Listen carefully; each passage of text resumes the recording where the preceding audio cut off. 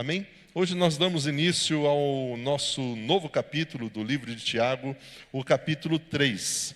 Quantos aqui já leram Tiago capítulo 3? Levante sua mão.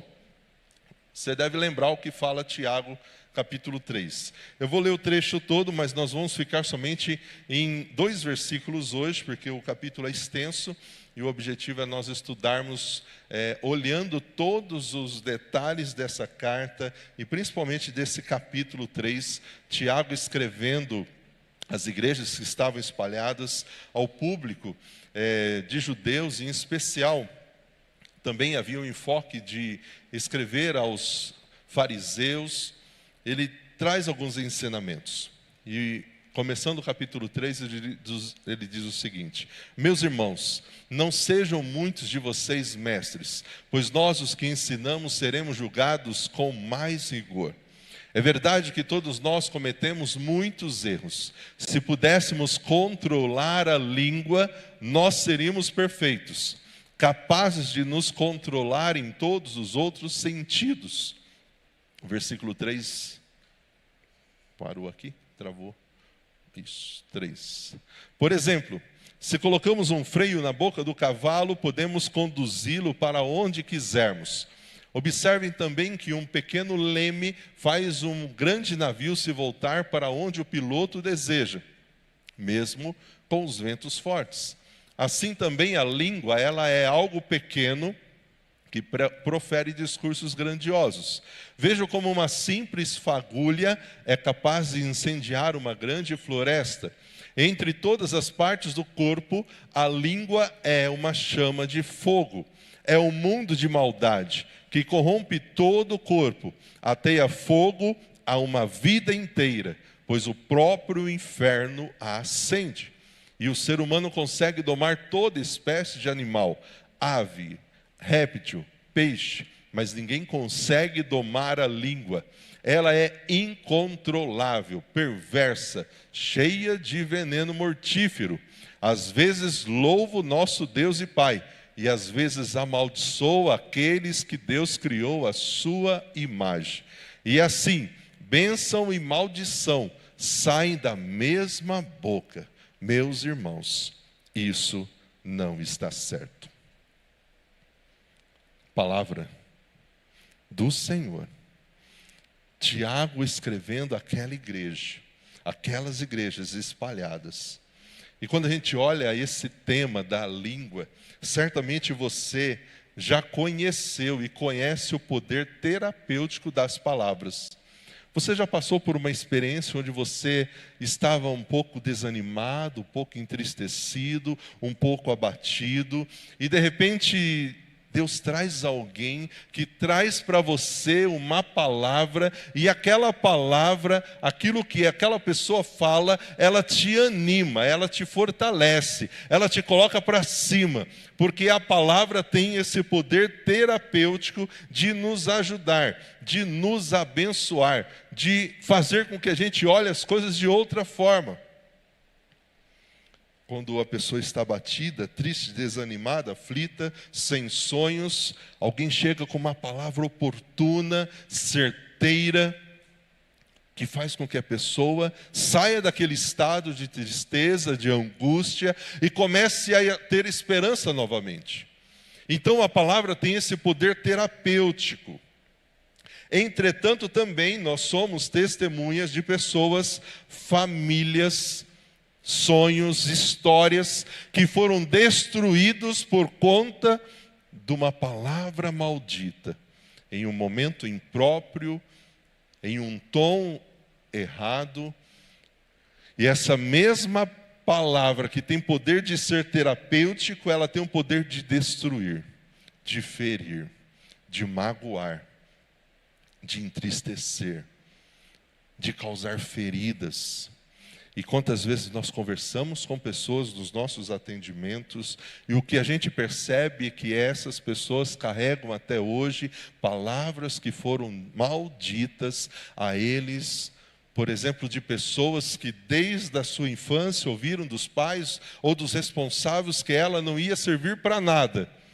E hoje ela vive como adulto acreditando ainda nessas palavras. eu não sirvo para nada. Trocam de relacionamentos, trocam de trabalho, porque acreditam ainda nessa palavra. E essa palavra que foi dita lá atrás, continua ainda exercendo um poder muito grande de limitação na vida dessa pessoa, porque ela não consegue ter sonhos e esperança, porque ela está presa nisso. E quantas pessoas talvez ouviram dos seus professores, dos seus responsáveis, de pessoas na igreja, talvez uma palavra que não foi terapêutica, mas que feriu, que machucou. E por conta daquilo ela simplesmente deixou de acreditar, deixou de sonhar. Há palavras que ferem muito mais do que uma espada afiada. E a Bíblia fala sobre isso em vários exemplos. Portanto, saber do poder da nossa fala, do poder da nossa palavra, seja para o terapêutico ou para a destruição, é o que Tiago está mostrando aqui. Que a língua ela pode ser um instrumento de bênção ou também pode ser instrumento de destruição. Ela pode ser instrumento onde Deus usa você para abençoar, como a gente aprendeu ontem aqui no nosso treinamento. Hoje no curso, com os novos membros, nós falamos de testemunhar de Jesus, usar o nosso lábio para testemunhar de Jesus. Então nós podemos usar a nossa boca, a nossa fala, o nosso falar para abençoar pessoas, para trazer ânimo, inspiração, motivação. Mas essa mesma boca, se nós não tomarmos cuidado, essa mesma palavra, ela pode ferir. E eu já falei isso em alguns cultos aqui, geralmente isso a gente não faz com pessoas de fora. A gente faz com quem está mais perto de nós. Porque com as pessoas de fora a gente acaba sendo mais cuidadoso. Mas com as pessoas de dentro, próximas, a gente acaba não tendo esse mesmo cuidado. Você está no ambiente de trabalho, seja o chefe ou aquela pessoa que é seu responsável, ela vem falando de uma forma mais dura, geralmente você não vai para o embate. Você ouve, você concorda, mas em casa você não tem a mesma atitude. Você grita, você bate de frente, você fala sem pensar no que você fala, de um jeito que você fala. Com as pessoas de fora a gente tenta ter aquela educação, aquela gentileza, e com os de casa a gente não faz isso. E Tiago então está dizendo nessa carta que nós temos que tomar cuidado com a nossa palavra, a nossa língua. Você que está lendo Provérbios, Salomão em Provérbios, lá no capítulo 6, quando a gente lê o capítulo 6 do 16 ao 19, ele vai falar de 6 pecados que Deus aborrece e um pecado que Deus abomina. E desses 7 pecados, 3 estão ligados à língua. E ele vai dizer que Deus, ele não ama, ele abomina a língua mentirosa, a testemunha falsa que profere mentiras e aquele que traz contenda entre os irmãos. Aquele que usa a sua boca para levar fofoca, contenda, mentira, causar divisão, quebrar a unidade do corpo de Cristo. Provérbios está dizendo, Salomão disse isso lá em Provérbios 6, 16 a 19. Desses 7 pecados abomináveis, 3 têm relação à língua. A língua mentirosa, a testemunha falsa que profere mentiras e a pessoa que traz contenda entre os irmãos. E por que precisamos saber disso? Porque Deus não quer que você seja essa pessoa. Deus quer que você use a sua língua, os seus lábios, aquilo que sai da sua boca para abençoar. Para ter esse poder terapêutico, abençoador. O próprio Tiago, quando nós lemos o capítulo 1, no versículo 27, diz, se você quer ser religioso, se você quer ser alguém que agrada a Deus, primeiro, refreie a sua língua. Dome a sua língua, controle o seu lábio, a sua boca precisa ficar fechada.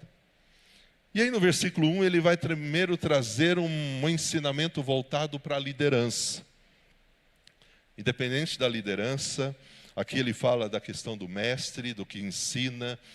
Pode ser pastor, pode ser um missionário, mas qualquer tipo de liderança que você está em eminência, que você está ensinando, que você está usando a palavra de Deus para trazer ensinamento, Tiago está dizendo: não seja muito de vocês mestres, pois nós que ensinamos, nós que aconselhamos, nós que usamos a palavra como ferramenta de trazer ânimo às pessoas e motivação, seremos julgados com muito mais rigor. É por isso que expor a palavra de Deus é algo muito sério. E eu não abro mão de ficar no que está aqui no texto. Minha opinião pessoal, minha opinião política, minha opinião com relação ao futebol, seja o que for, não é a palavra. A palavra é a palavra de Deus.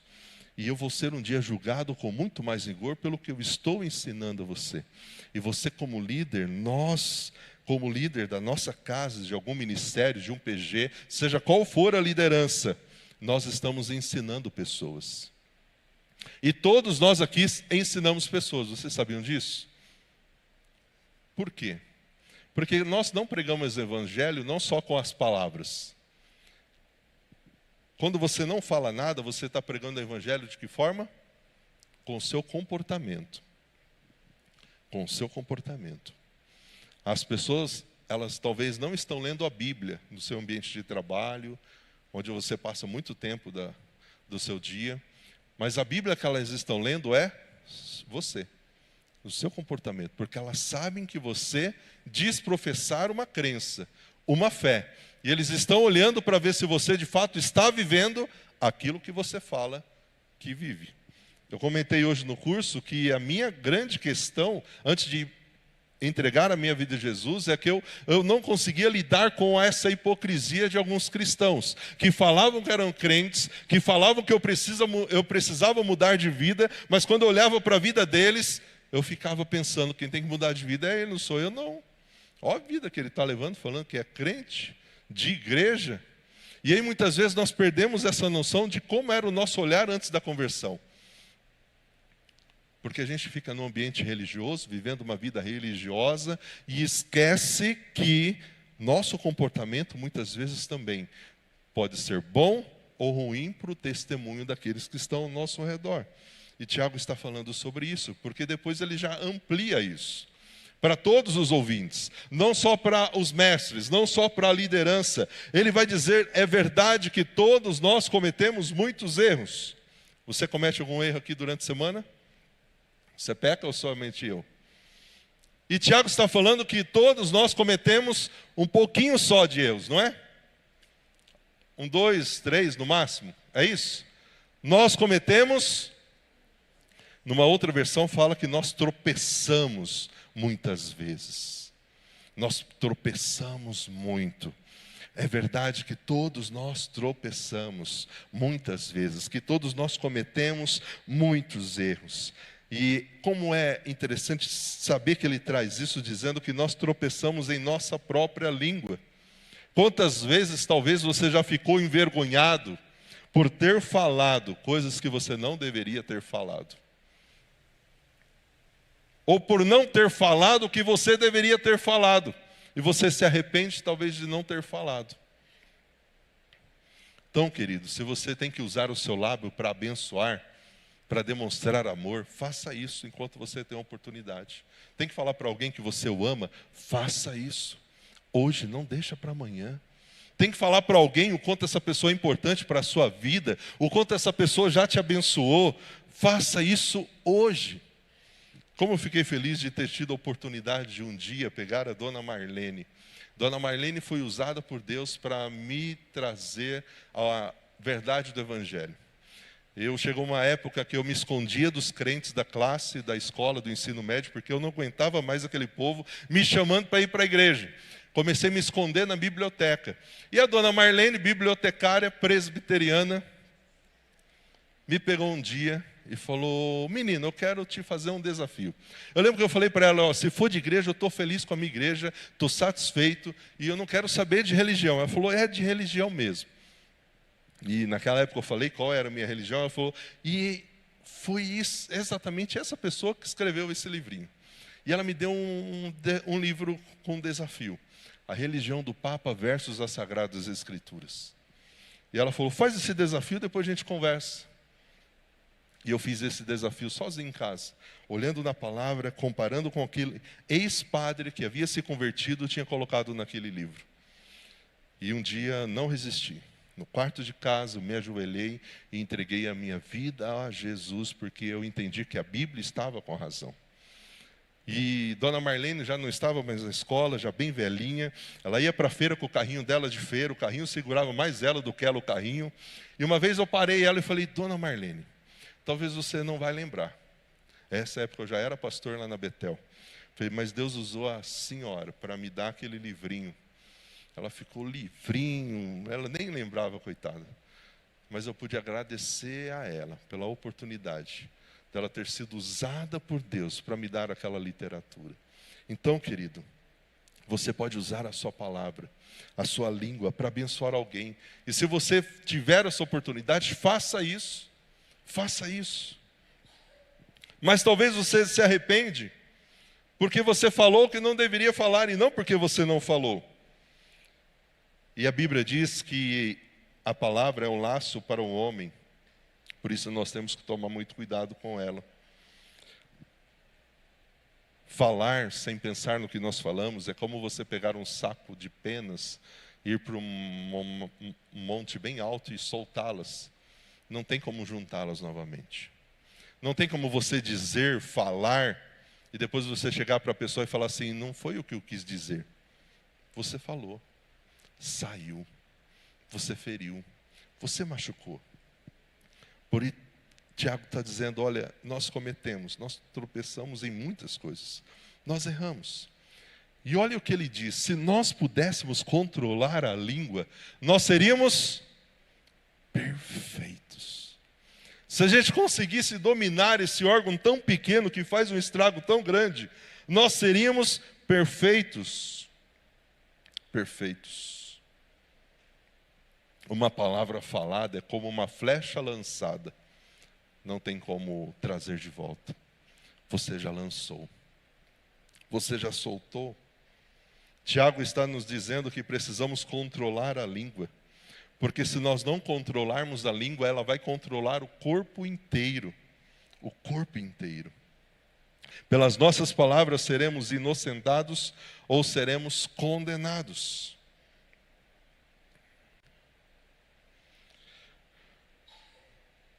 Ela é capaz de nos controlar em todos os outros sentidos. Seríamos perfeitos e capazes de nos controlar em todos os outros sentidos. E eu pergunto para você: como está na sua vida esse controle da língua, do que sai da sua boca? Você tem usado esse poder da língua mais para ser terapêutico ou para a destruição?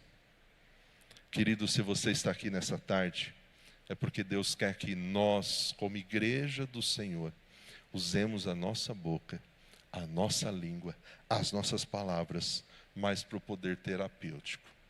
E Deus pode usar você para levantar pessoas, para animar pessoas, para motivar pessoas.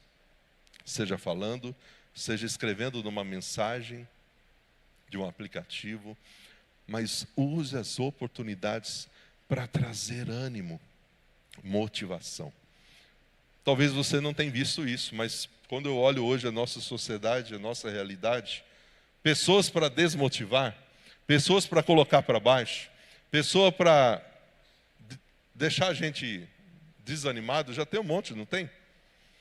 Deus levanta eu e você como igreja para sermos sal da terra, luz do mundo, para fazer a diferença. E não tem uma estratégia melhor para fazer a diferença do que o nosso comportamento, o nosso jeito de falar, a nossa forma de conversar. O que sai dos nossos lábios tem um peso muito grande. Muito grande. Muito grande. A língua tem esse poder terapêutico. E se você já teve a oportunidade de receber esse tratamento terapêutico depois de uma palavra bendita, de alguém que chegou e trouxe para você, e você, era isso que eu precisava ouvir, é porque Deus quer que você use a sua vida para fazer isso com outras pessoas, que talvez estão do seu lado esperando essa palavra. E talvez essa palavra é só, olha, eu estou orando por você. Talvez essa palavra é você chegar na pessoa e falar, olha, eu percebi que hoje você não está legal. Eu vou orar por você. Olha, eu percebi que você não está bem hoje. Eu trouxe aqui um texto. A Bíblia fala, não fique ansioso por coisa alguma. Na minha época de processo para conversão, que Deus estava usando pessoas para me falar de Jesus, ainda não tinha um WhatsApp. Quantas pessoas Deus usou que colocaram versículos num pedaço de papel. E eles me davam esse pedaço de papel com um versículo bíblico. No primeiro momento eu zombava, ria. Ó, os crentes de novo, querendo me converter. Mas eu chegava em casa, eu olhava aquele texto, chorava diante daquilo que Deus estava falando, porque essa palavra transforma, ela não volta vazia. Então, querido, nessa tarde, Deus trouxe você aqui, porque Ele quer que você entenda que mesmo cometendo muitos erros e muitos pecados, há esperança para mim e para você. Ele não quer que você saia daqui desmotivado, nossa, eu tenho usado minha boca de forma errada. Não, Ele quer que você reconheça que você talvez esteja errando, mas Ele quer que você saia daqui motivado ao saber que Ele capacita você a começar a fazer diferente. Primeiro com quem está em sua casa, com aqueles que trabalham com você e com todos aqueles que passarem perto de você.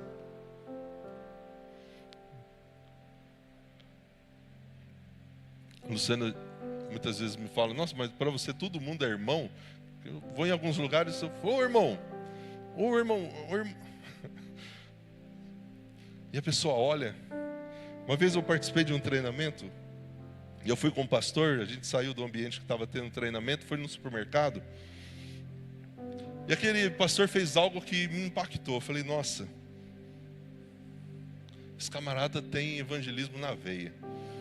A gente foi passar no caixa do supermercado, ele olhou para a moça do caixa e falou assim, irmã, não te vi no culto domingo? Ela olhou assim, culto? Você não apareceu no culto domingo. Ela falou, eu não vou na igreja. Por isso que eu senti só falta, você tem que ir para o culto. Por que você não está indo para o culto? Eu olhei assim e falei, nossa, o pastor é... E ela ficou assim, muitas pessoas têm me convidado. Ela falou, você precisa, Deus ama você. Deus tem um propósito na sua vida, mas você precisa buscar. Aquela moça já foi ficando com o olho vermelho. Eu falei, olha que oportunidade. E quantas pessoas com talvez a gente se relaciona, mas a gente só trata ali o básico. E talvez a gente pode lançar uma pergunta que faz a pessoa ficar o dia todo pensando naquilo. E eu gostei muito da estratégia dele. Como do pai da Luciana. A gente fazia muitas viagens por conta das reuniões. E naquela época o pai da Luciana não tinha as tags ainda, né, de pedágio. Então a gente parava em toda a praça de pedágio para pagar. E todo o pagamento que ele fazia, junto com o dinheiro, ele dava o Evangelho de João ou um folheto para a pessoa do caixa. E dizia para a pessoa, Jesus ama você. E aquilo me impactou muito, e eu comecei a repetir isso também. Sempre tinha um folheto, o Evangelho de João, para na hora de passar no pedágio, quero te dar um presente. Querido, talvez a gente ache que isso seja tão bobo, mas talvez é o único presente que a pessoa precisava receber naquele dia. Então, querido, Deus quer que eu e você saia daqui nessa esperança. No ambiente que você está hoje, nos lugares que Deus tem te colocado hoje, você pode ser bênção na vida de pessoas. Ao falar para elas do amor de Deus, ou simplesmente a dizer a elas, bom dia, boa tarde, muito obrigado. Sabe essas palavras mágicas de gentileza que hoje não se usam mais? Eu faço muita caminhada, agora mais caminhada do que corrida aqui na Imigrantes. E eu sempre gosto de passar e dizer o quê?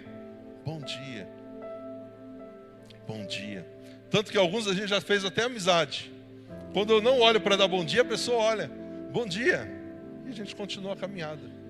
Porque você vê pessoas que logo cedo parece que estão com aquela cara fechada, amarrada. E eu quero ser instrumento de Deus para trazer para aquela pessoa. Poxa, eu posso sim ter um bom dia. Então, querido, faça isso. Eu trabalhei numa escola onde, para ir para a secretaria, o oficial de escola tinha que passar no meio da sala de professores. Pensa num cara azedo. Parece que ele tomava uma mamadeira de vinagre antes de ir para a escola. Tem pessoas que são assim, não tem? E ele passava pela sala de professores. Eu fazia questão. Bom dia, e falava o nome dele. Só se for para você. Ia para a sala dele. Todo dia. Bom dia! E agora boa tarde. Chegou um dia que ele não resistiu mais. Mesmo com a cara amarrada, ele parou, olhou para mim. Bom dia. E foi para a sala dele. Então, querido, transmitir o amor de Deus não é só ensinando a palavra. A forma como a gente trata as pessoas, como a gente fala com as pessoas, como a gente se comporta, quando a gente se coloca no lugar do outro, quando a gente entende a dor do outro. Talvez aquela pessoa está passando por tantas coisas, e eu não posso ser mais um que vai trazer para ela desmotivação, falta de alegria em viver. Eu preciso ser aquela pessoa, você precisa ser aquela pessoa que Deus colocou para trazer para aquela vida esperança. E quem trabalha com público, né, Karen, como a gente tem essa oportunidade, relacionamentos que a gente faz todos os dias com pessoas, e elas estão olhando para nós, elas estão olhando para nós. E como é bom saber que depois, quando a gente partir daqui, porque a gente vai partir, querendo ou não, esse dia vai chegar. Tomara que demore um pouco, né? A gente quer gozar do céu, mas Senhor, guarda um pouquinho aí isso. Deixa eu aproveitar mais aqui a família, as oportunidades. Mas quando esse dia chegar, sabe o que a gente vai deixar se a gente tiver esse comportamento de usar a palavra como terapêutica? A gente vai deixar saudades. Nossa, que pessoa! Quantos conselhos ela me dava. Toda vez que eu precisava, eu ia conversar. Que palavra de sabedoria ela tinha. E, irmãos, isso é para todos nós. Não é para pastores, conselheiros, é para todos nós. Você pode ser essa pessoa onde Deus tem te colocado hoje. Isso não é para amanhã, isso é para começar hoje, agora. E sabe por que a gente consegue isso? Porque nós fomos já lavados pelo sangue do Cordeiro. Nós fomos salvos por Jesus. Ele nos alcançou com a sua graça e com a sua misericórdia. Portanto, nós vamos cantar neste momento que hoje nós somos livres. Nós tivemos um encontro com Jesus. E não tem como dizer que a gente teve um encontro com Jesus, como o Tiago diz, que somos crentes hoje, se a gente não consegue refrear, controlar aquilo que sai da nossa boca. Vamos nos colocar em pé. Vamos fazer desse cântico a nossa oração. Quando eu canto essa música, eu lembro do coral da Cristolândia. Eles cantaram muito essa música. Aquele coral de pessoas que antes estavam nas drogas e que agora estão dizendo: o seu sangue me lavou, eu sou livre. Isso aconteceu na nossa vida também. É por isso que hoje a gente pode ter sim um novo falar, um novo jeito de se relacionar. Vamos louvar o Senhor.